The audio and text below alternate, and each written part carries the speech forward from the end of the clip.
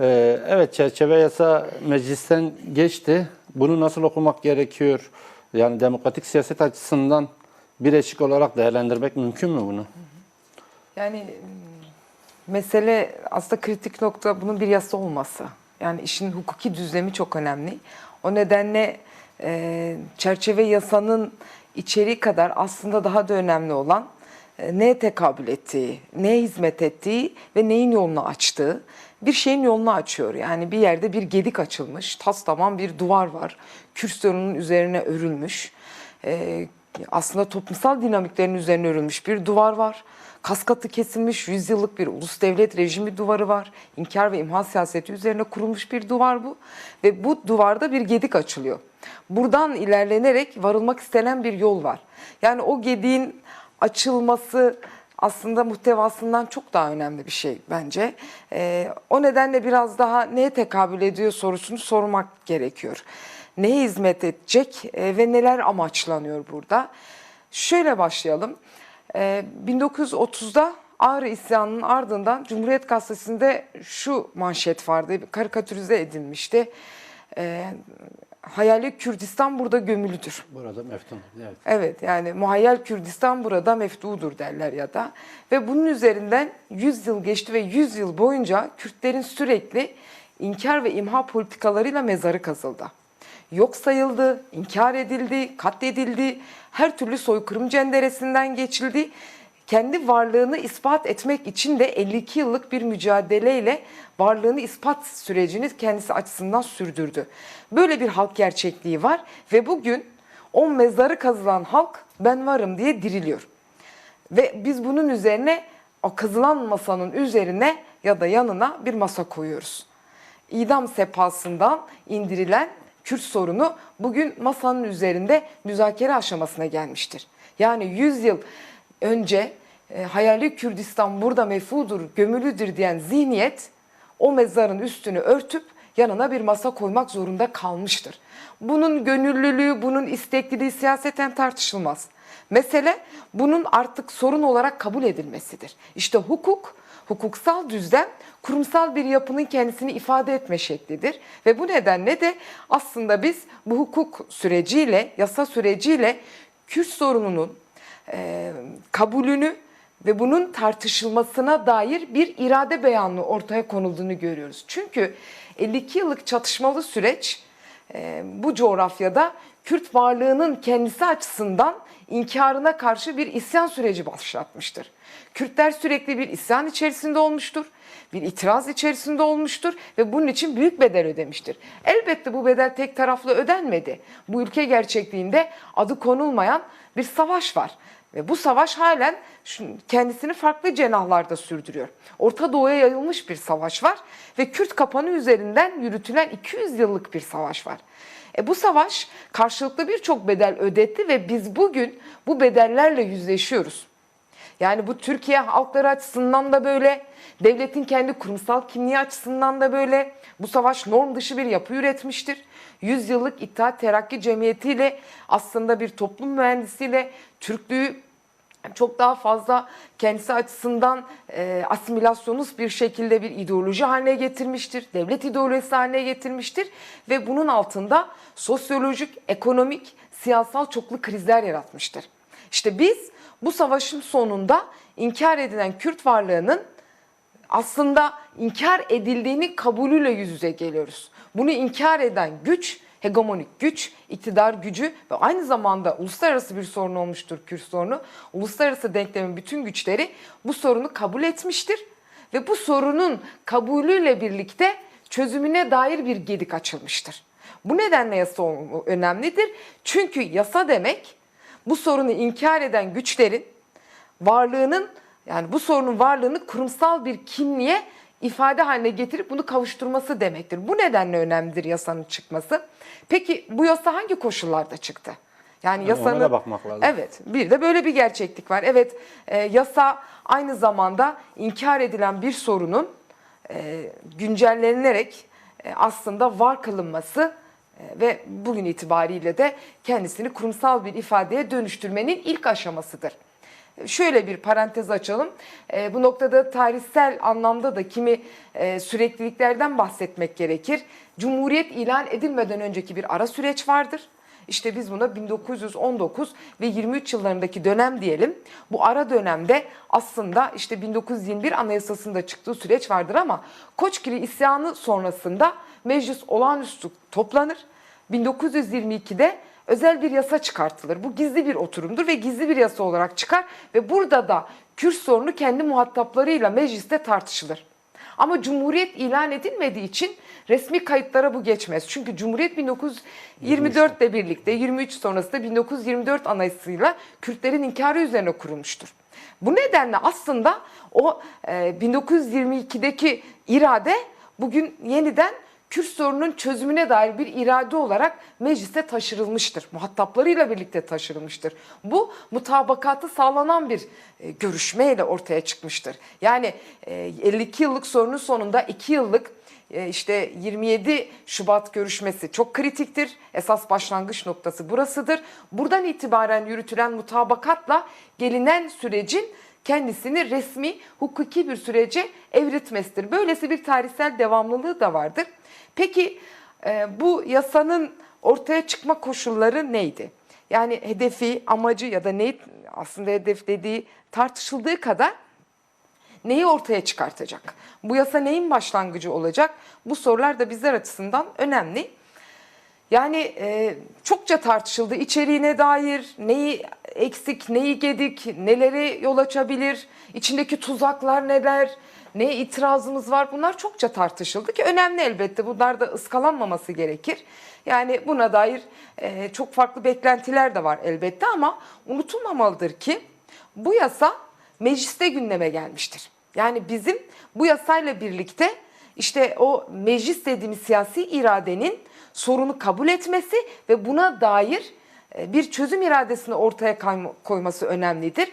Buradaki düzlemi biraz daha büyük bir pencereden bakarak tanımlamak gerekiyor. Birincisi Önder Apo yürüttüğü 2 yıllık diyalog süreci, çünkü henüz müzakere sürecine geçilmemiştir. Bu yasayla birlikte geçilmesi bekleniyor. Yani sınırlı da olsa ilk adımı olarak atılmıştır. Evet. Aslında birinci adım bu süreçle birlikte kapatılmıştır diyebiliriz. Bu ikinci adıma geçiştir.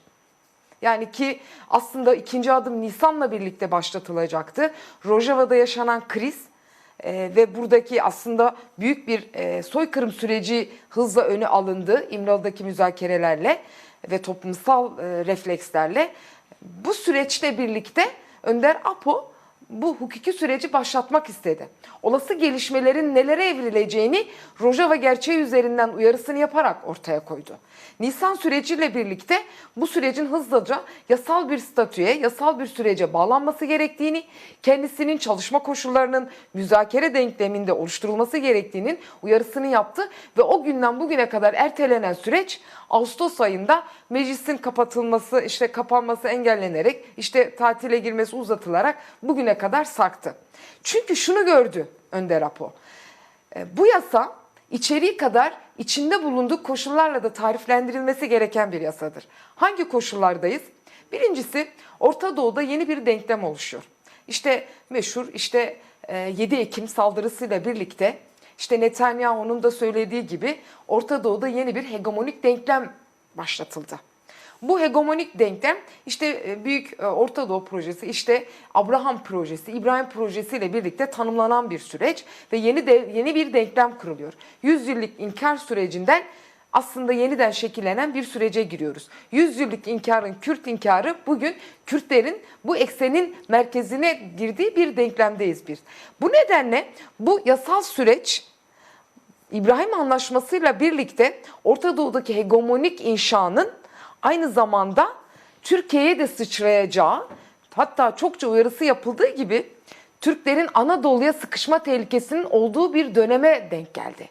Bakın İran'a kadar geldi.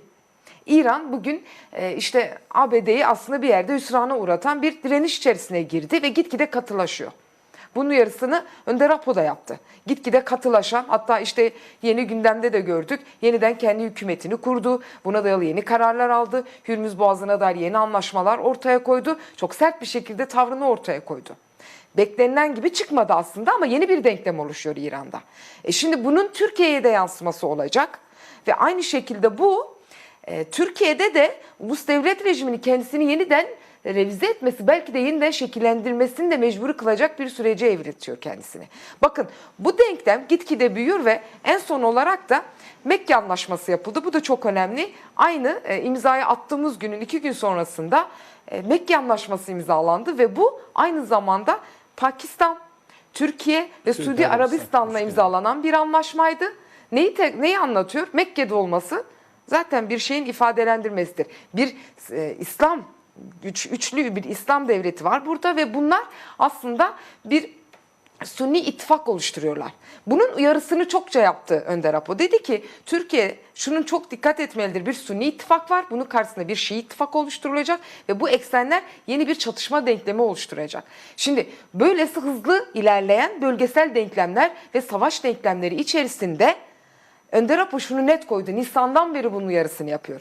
Eğer ki biz bu yasal sürece geçmezsek Türkiye büyük bir savaşın içerisine girecek ve Gazze'leşecek. Bu ne demektir?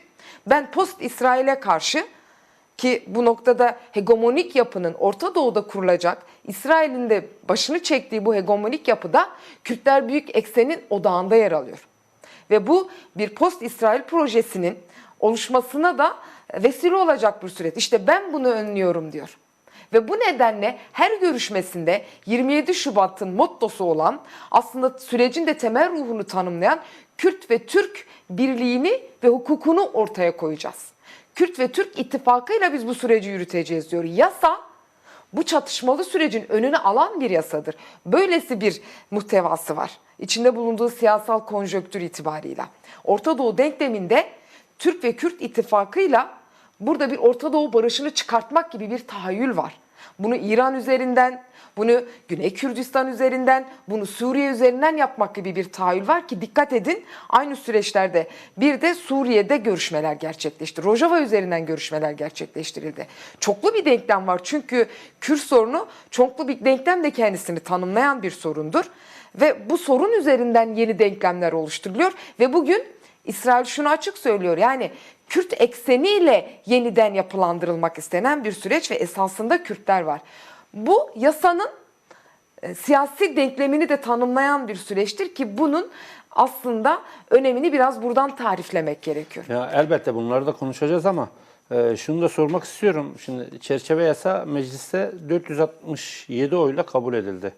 Yani burada baktığınız zaman bir siyasi mütabakat oluştuğunu görüyoruz. Peki bu mütabakatın toplumsal karşılığı ne ölçüde var? Yani barışın yalnızca meclis aritmetiğine değil, toplumun tüm kesimlerine dayanması nasıl bir önemde? Yani şu açıdan önemli, yani yüksek bir oyla geçti. Bu bir irade. Yani ciddi bir irade ortaya konuldu.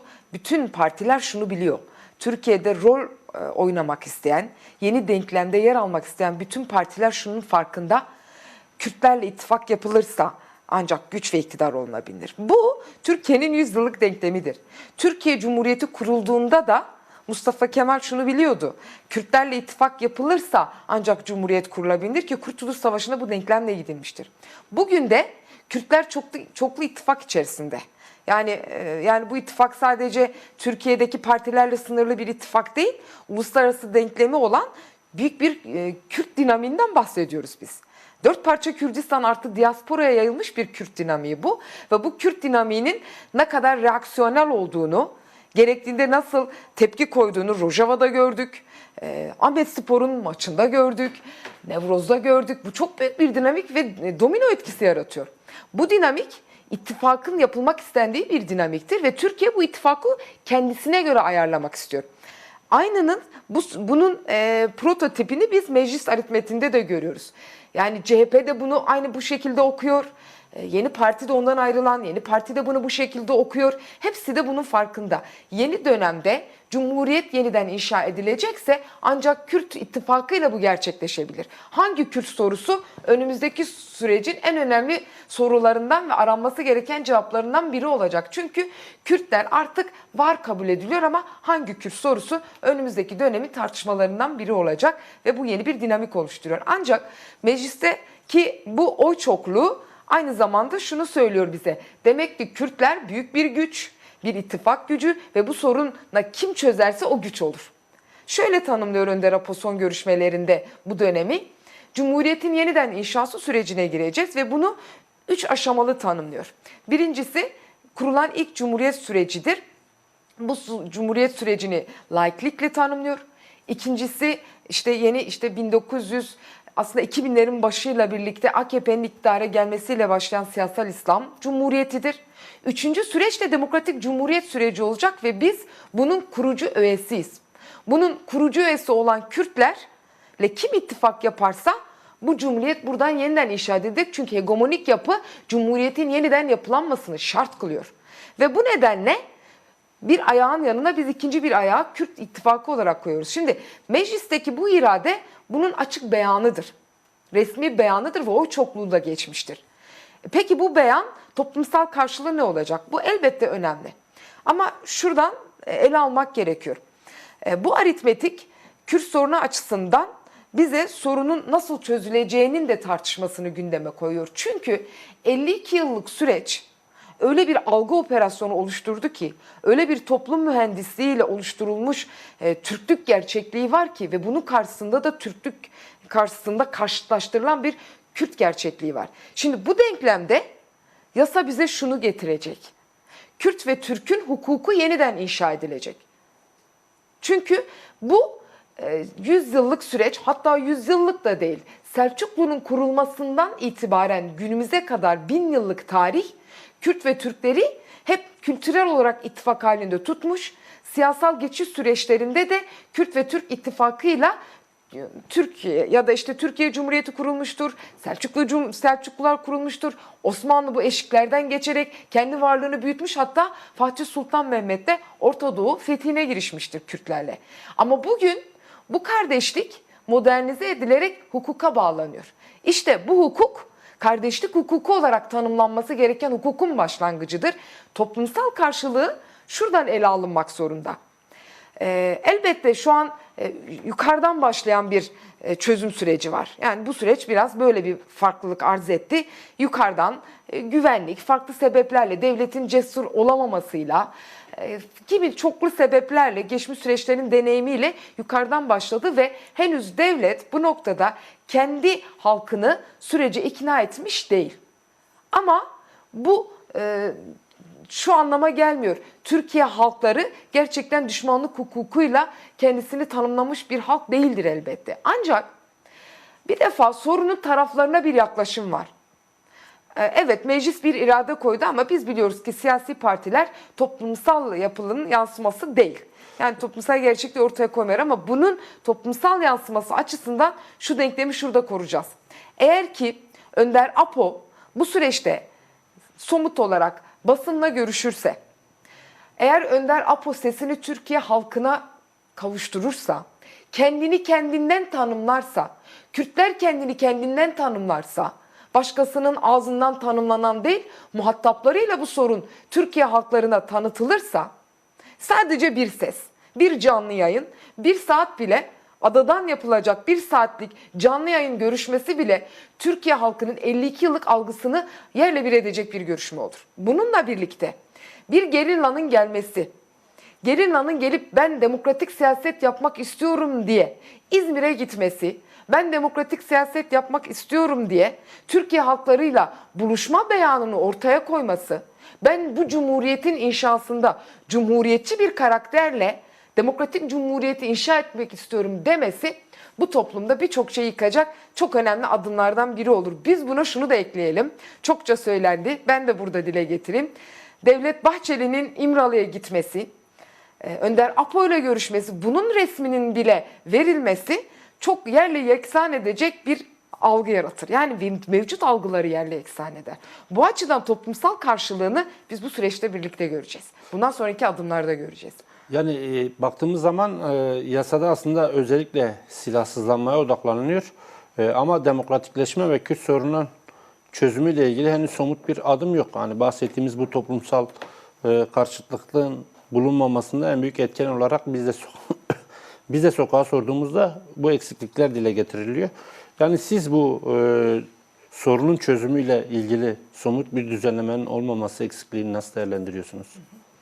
Şöyle bir şey, yasanın elbette kendi içinde çok fazla eksikliği var. Yasa şunu öngörüyor.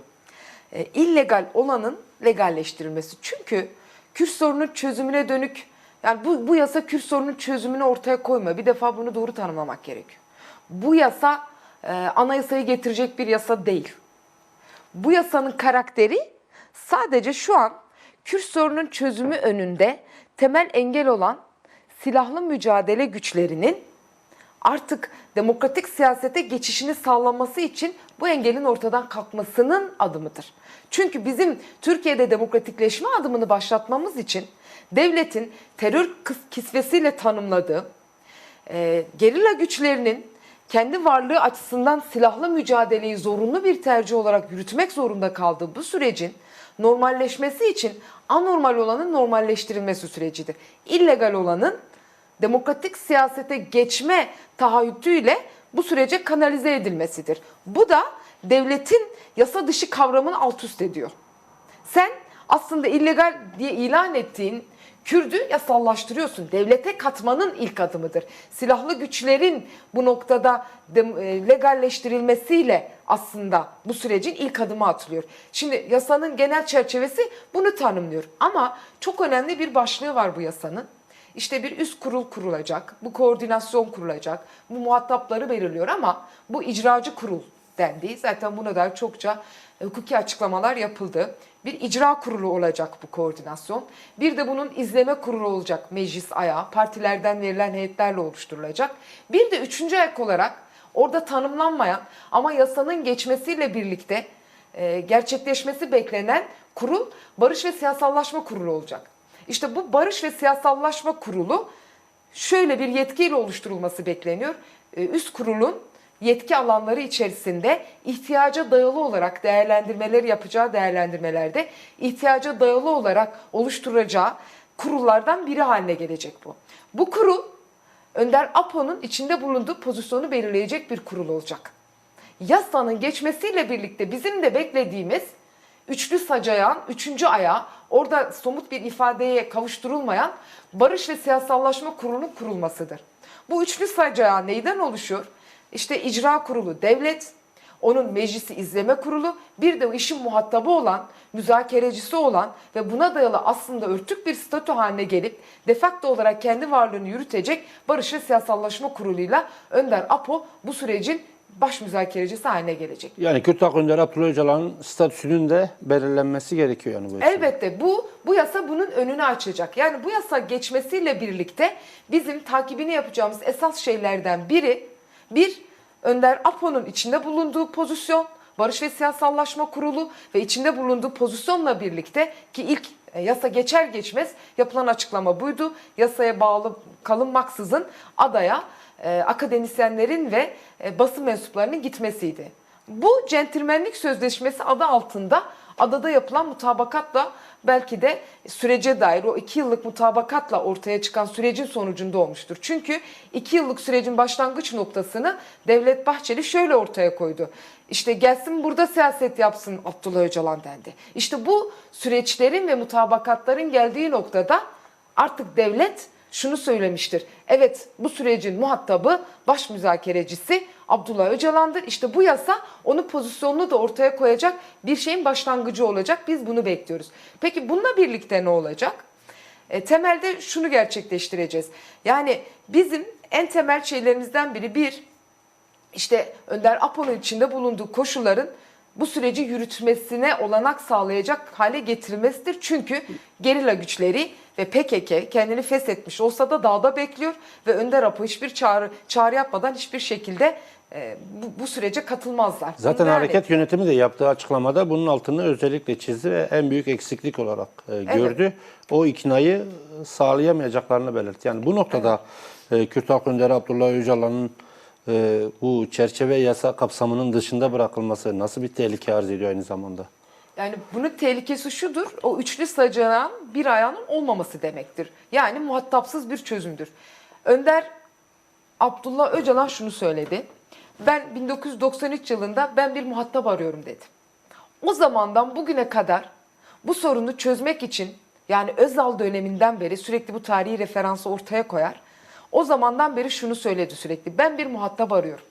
Ben bu sorunu çözmek için bir irade beyanı ortaya koyuyorum dedi. Öyle ki 2000'lerin başında paradigmasal değişim yaptı ve türlü defalar farklı şekillerde sürekli barış muhataplığı için karşısına bir muhatap dikmek istedi. Ben bu Türkiye'yi demokratik cumhuriyete evriltmek istiyorum dedi paradigmasını ortaya koyarak. Şimdi bugün ben bir muhatabım dedi. 2 yıllık görüşmelerde baş müzakereci ilan edildi. Bizzat Devlet Bahçeli tarafından ve eğer ki bu yasa sonrası Önder Abdullah Öcalan bu yasanın muhatabı haline gelmezse işte yine bu tek ayak üzerinde kendine dair kendilerini çalıp kendilerinin oynayacağı bir sürecin içerisine gireriz. Demek ki bu süreçte çözümü değil tasfiyeyi amaçlıyor deriz. Ama tabii ki bu çok riskleri olan bir süreç. Nasıl olacağını, neye evrileceğini bilmiyoruz.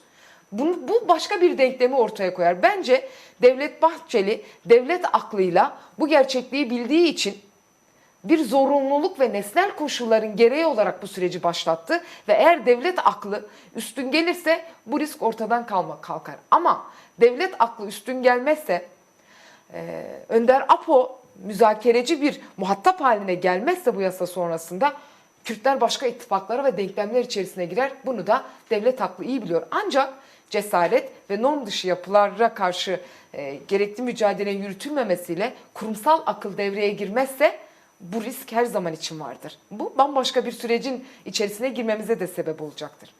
Yani bu noktada baktığımız zaman yani Kürt Halk Önderi Abdullah Öcalan bunun 1000 kilometrelik yolun bir adımı olarak değerlendirdi bu süreci.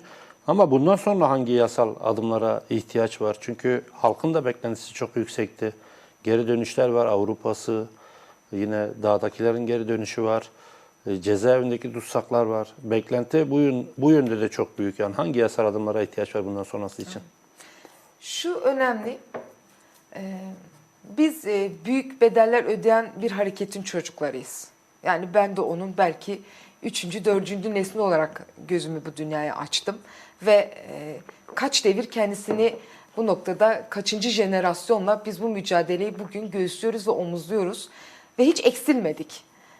Yani her düşenin yerini doldurarak ilerleyen bir hareketin çocuklarıyız bugün. Bir halk gerçekliği oluşturdu. Ve bugün halen ismini bilmediğimiz, halen kemiklerinin nerede olduğunu bilmediğimiz, halen açıklanması beklenen bir şehitler gerçekliğimiz var. Şimdi bu şehitler gerçekliği, ödenen bedeller ve bununla birlikte savaşın ortaya çıkarttığı sonuçlar üzerinden iki halkın da elbette acıları var. Ama Kürt halkı büyük bedeller ödeyerek bugüne kadar geldi ve mevcut 52 yıllık gerçeklikle yeni bir sürece evrilirken halkın en temel kaygısı şu oluyor: biz ne kazandık? Yani en büyük kaygı ve güvensizlik bu. Bu güvensizlik kendi hareketine, önderliğe karşı bir güvensizlik değil. Bu güvensizlik kendi hafızalarında devletin neler yaptığını bilen halkın bir güvensizliğidir. Çünkü devletin bu noktada güven arttırıcı adımlar atmaması gerçekliği var ve devlet şu gerçekliği çok iyi biliyor. Önder Apo bu süreci yürütmek için bu halkın mücadelesini, kazanılan mücadelesini siyasal bir evreye evriltmek için bugün ara bir sürecin içerisine soktu bize. Biz şu an barış ve demokratik toplum sürecine geçiş aşamasındayız. Halk bu gerçekliği de biliyor. Bu güvenle yol açar. O yüzden yasayı biz tartışırken birçok kesim, halkın da sağduyusu şuydu: yani evet, biz bu devlete güvenmiyoruz, önderliğimize güveniyoruz. Hala şehitler gerçekliği içerisindeyiz. Hala kayıplarımızın peşindeyiz. Büyük bedeller ödedik ama biz bir onur mücadelesi yürüttük. Bir onur savaşı mı yürüttük? Bu savaşın karşılığında kazandıklarımız ne olacak? Yasa İşte bu noktada bu kazandıklarımızın başlangıç noktasıdır.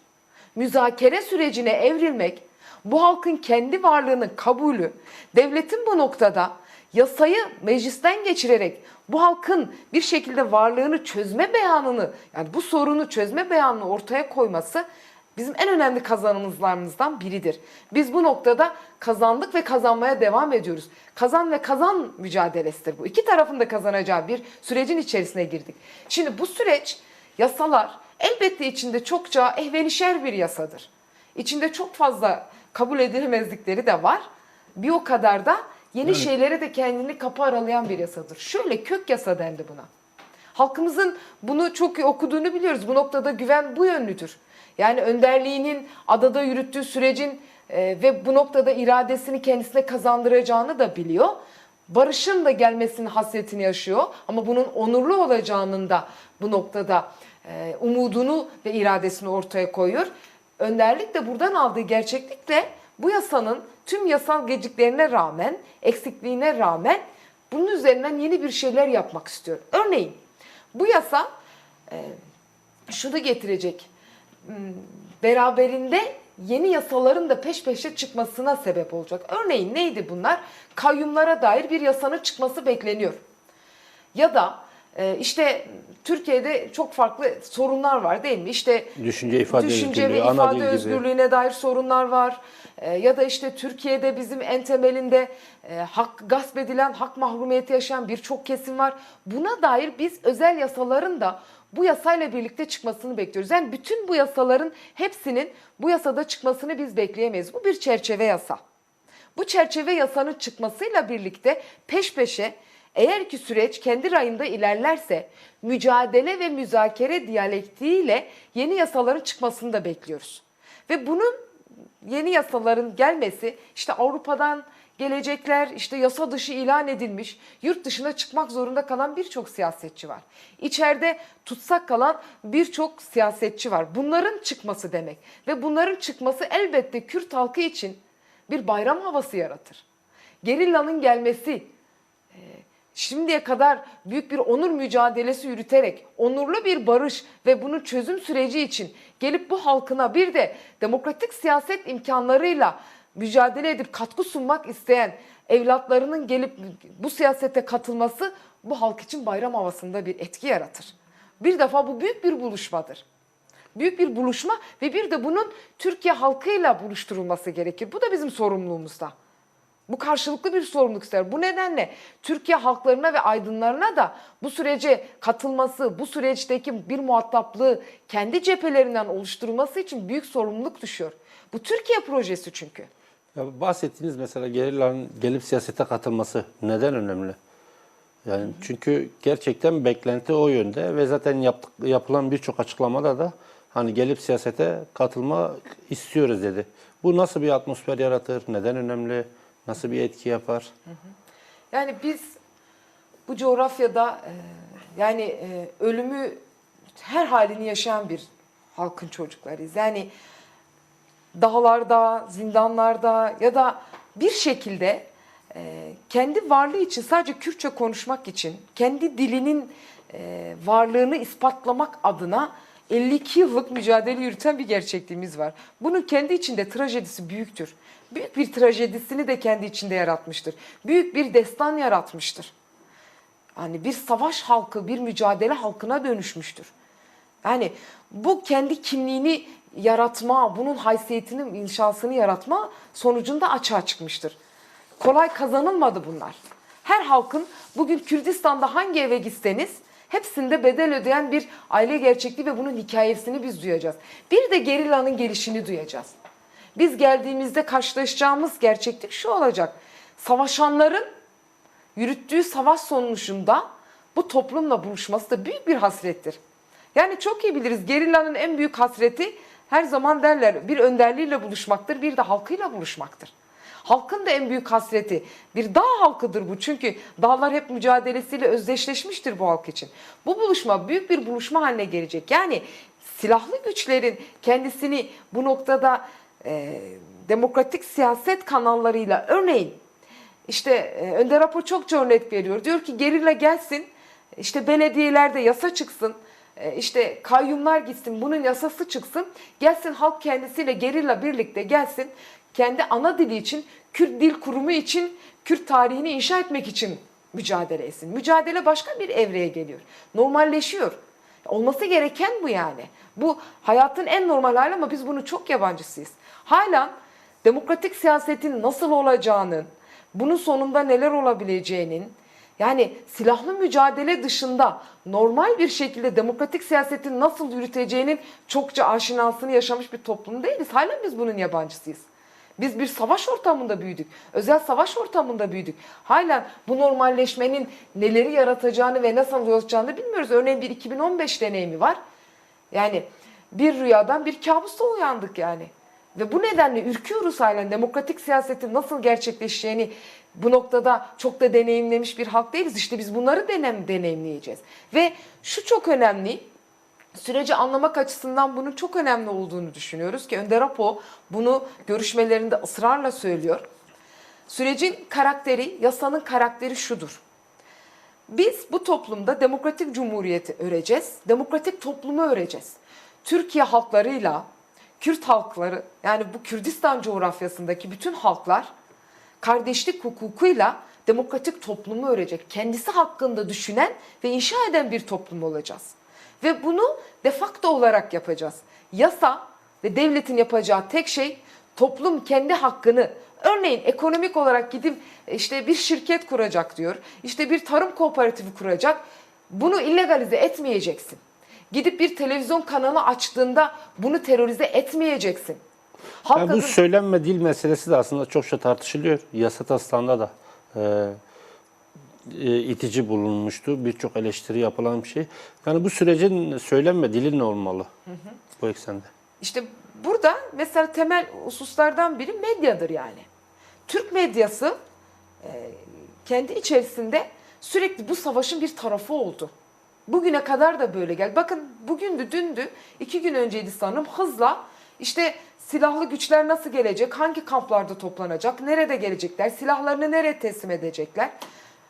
Şimdi bu bilgilerle Türk medyası toplumunu ayakta tutmaya çalışıyor. Neden bu bilgiler bugün toplumda sızdırıyor? Medya toplumu sürekli aslında bilgilendiriyor, kendine göre bilgilendiren, bu noktada da sürekli algı operasyonu yapan bir ayakta. Savaşın bir tarafı oldu bugüne kadar. Bugün de bu yasa çıktı. Yasanın en temel gündemi toplumun barış ve demokratik inşa sürecine girmesidir. Savaş ikliminden barış iklimine geçmekken medyanın ön plana çıkarttığı şey sızdırılan bir bilgi mi, neye hizmet ediyor tartışmalıktır, silahları nasıl teslim edileceğini. Bu Kürt halkını gerçekten inciten, gerillayı inciten, adeta bir teslimiyet görüntüsü yaratan bir haber masasıdır. Şimdi bu haberlerle barış gelmez. Eğer ki barış değişmek istiyorsa biz bu barışın değişimini göreceğimiz en temel mecra basın dilidir. Bir defa terör demeyecek artık. Terör dilinden uzaklaşmak zorunda. Dikkat edin, bu yasanın başlığında terör yoktu. Çok uzun bir yasaydı. Birleşme ve bütünleşmeye hedef alan bir başlığı vardı. Ama tek bir kelime terör kavramı konulmadı. Bu çok önemli bir şey. Devlet de bunun farkında ve böyle olmak zorunda. Evet, içinde konulduğu kabul etmediği hususlar var. Ama bu dili bırakmak zorunda bir defa. Sen muhatabınla terör diye görüşemezsin. İkincisi, silahların tesliminden önce, daha bunlar tartışma noktalarıdır iki güç açısından. Bunlar muhatabın tartışacağı ve en hassas kritik alanlardır. İki muhatap, savaşan güçler bu noktada bunu tartışmasını yürütecekler. Teyit, tespit ve taahhüt yöntemiyle. Ancak basının işi kendi toplumuna, Kürt toplumuyla nasıl yaşayacağını, demokratik cumhuriyeti nasıl inşa edeceğini, devletin nasıl demokratikleştirileceğini, barışın geldiğinde neleri değiştireceğini tartışması gerekirken işi başka bir noktaya çevirtiyor. Bu çok tehlikeli. Bu sürecin en temel noktalarından biridir. Bu nedenle bu dilin değişmesi, zihniyetin değişmesini gerektirecek çok önemli bir şey var. Yine tekrar edeyim. Barış kendi dilini oluşturmak zorunda. Yani eğer bir barış geleceksek barışın kendi kavramları olmak zorunda.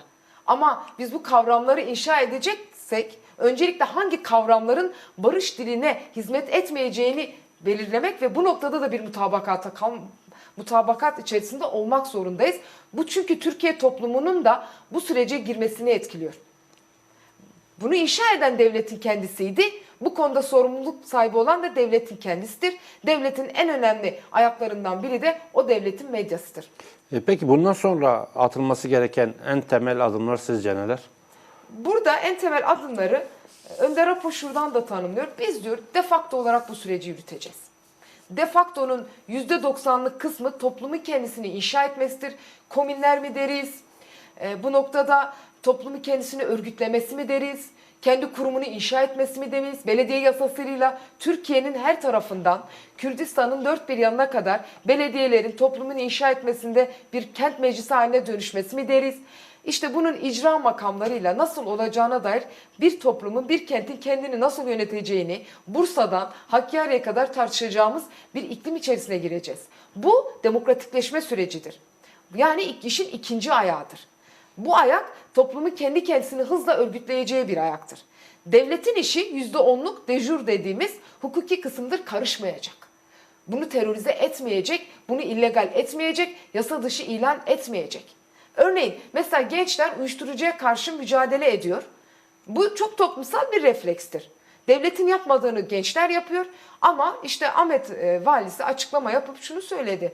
Yani biz bu tür yapılanmalara uyuşturucu olduğu kadar buna karşı mücadele edenlere karşı da izin vermeyeceğiz diyor. Ya bir toplum kendi kendisini savunurken devletin bunu engelleyip sonrasında gençleri tutuklaması kabul edilemez. Bu sürecin ruhuna da uygun değil bunlar. Bunlar müzakere ve mücadele diyalektiği içerisinde bizim mücadele edeceğimiz hayatlardır ama en kritik olan bundan sonraki süreç açısından bizim hem kadınlar olarak toplumun tüm kesimlerinin bu süreci sımsıkı tutması gerekir. Çünkü Önder Apo stratejik yaklaşıyor bu sürece. Barış ve demokratik toplum sürecinin neleri gerektirdiğinin müzakeresini buradan yürütüyor, İmralı'dan yürütüyor. İmralı bir müzakere adasına dönüştürülüyor. Bize düşen de bunun örgütsel ayağını, örgütlenme ayağını her yerde örgütlemektir. Toplumu buna hazırlamaktır. Türkiye toplumunu bununla buluşturmaktır. Kürt toplumunu acısını unutturmadan bu acıları biz barışa evriltecek, aslında bu acılardan neler kazandığımızı bu topluma ikna etmektir. Bu da ancak kendi kendimizi örgütleyerek geçeceğimiz bir süreçtir. Biz bu demokratikleşme süreciyle birlikte daha sonrasında devleti bu soruna duyarlı kıldıkça anayasa sürecine geçeceğiz. Bu da sonraki aşamadır ama bilelim ki biz Kürt varlığı için 52 yıllık büyük bir savaş sürecinin içerisinden çıktık. Sadece varlık mücadelesi böyle uzun ve bedelleri ağır olan bir sürece bizi soktu. Türkiye'nin demokratikleşmesi, bir toplumun kendisini örgütlemesi çok daha uzun erimli bir süreçtir. Bugünden yarına çok hızlı kendisini gerçekleştirecek bir şey değildir. Hızlı olması gereken şey devletin müzakere sürecini başlatması ve bir toplumun barış ve demokratik toplum sürecine geçişi için bütün engellerini ortadan kaldırmasıdır. Kürtler çünkü çok büyük bir dinamiktir ve biz bu dinamik eğer doğru işletilirse değil Türkiye'de barışı, Orta Doğu'da da barışa kendisini taşıyacak bir dinamik olduğunu bilerek yeni bir Orta Doğu barışına da kendimizi evriltebiliriz. Yani aslında çok konu başlığı vardı, konuşacaktık ama bize ayrılan sürenin sonuna gelmeye başladık. Varsa son olarak eklemek istediğin son sözlerin, onları da alayım. Programı öyle bitireyim. Yani bir defa bu süreci biz yani çok eksik bu sürece başladık. Çok eksikti. En büyük eksimiz yanımızda beraber yürüdüğümüz yoldaşlarımızı kaybetmemizdir. Yani içinden geçtiğimiz süreçler barışı inşa ederken en fazla savaşın yarattığı sonuçlarla yüzleştiğimiz bir süreç oldu. Mezarlıklarımız yıkıldı. Mesela şu an bu mezarlıkların yeniden nerede olduğunu tespit etmek, şehit düşen ailelerle buluşmak, yeni şehitlerimizle işte bu sürecin şehitlerin hepsini anmak, bu süreci onlarla ördüğümüzü, bu süreci onlarla kazandığımız ve onlara layık olmaya çalıştığımızı bilmemiz çok önemli bir şey. Bir defa bizi bugüne getiren değerleri asla unutmadan ve onlara layık olarak bunun temel motivasyonu ve moral değerinin bu olduğunu bilerek sürece yüklenmek zorundayız. Çünkü bu halk bu mücadeleye onurlu bir barış adına, savaşı barış adına, onurlu bir barış adına yaptı. Ve bunun en temel gücü bir de elbette İmralı'da bu süreci yürüten Başkan Apo'dur. Bu süreçte bu gerçeklikleri, bu sürecin içerisinde bedel ödeyen, mücadele veren bütün bu gerçeklikleri bilerek Yeni bir hakikate giriyoruz. Yeni bir süreç bizim için. Yepyeni bir dönem. Riskleri var, olasılıkları var. Bambaşka bir şeye evrilme olanağı da var.